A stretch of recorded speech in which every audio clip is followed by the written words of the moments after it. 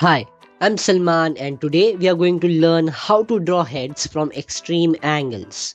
Since this is the second part of the ongoing series called How to Draw Heads, so if you haven't watched the first part, please make sure to watch it.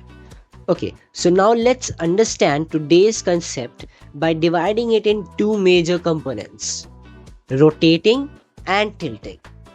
The spear represents the cranium, and the center line runs from the top of the head to the chin. While tilting the head, the center line of the face also tilts, depending on the direction it has been tilted. The lines indicating the thirds will be perpendicular to the center line, because when the figure in front of you is carrying a normal expression, the thirds won't look dynamic.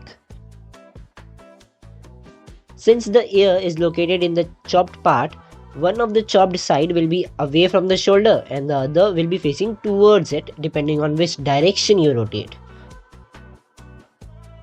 Then drawing a tapered box for the jaw. The principle of squash and stretch will be applicable to the neck. Moving ahead, suppose you are tilting the head in 3/4 view. The same concept will be applicable here too, but this time we are able to see the chopped part a little more, which means we have to handle it too.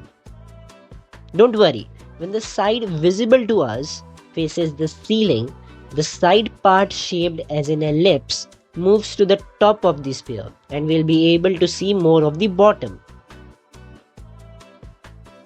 When the side plane is pointing towards the floor, the ellipse would be drawn to the bottom of the sphere, revealing more of the top of the head. Now let's see what occurs when we rotate our head to the top or bottom.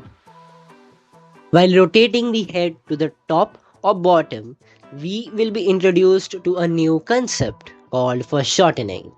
And some people might get a little frustrated by it. Well, sometimes I too, but presenting you in the most simple words, the part of the object which is away from us will be appearing smaller in size, and the part which is in front of us is going to appear bigger. Let's tackle foreshortening occurring on this face. Yes, you can use references, but at this point, don't try to capture the likeness. First, catch the proportions and angles. By merely looking at the reference, we can tell that the top, the forehead, is away from us and the jaw is pointing towards us.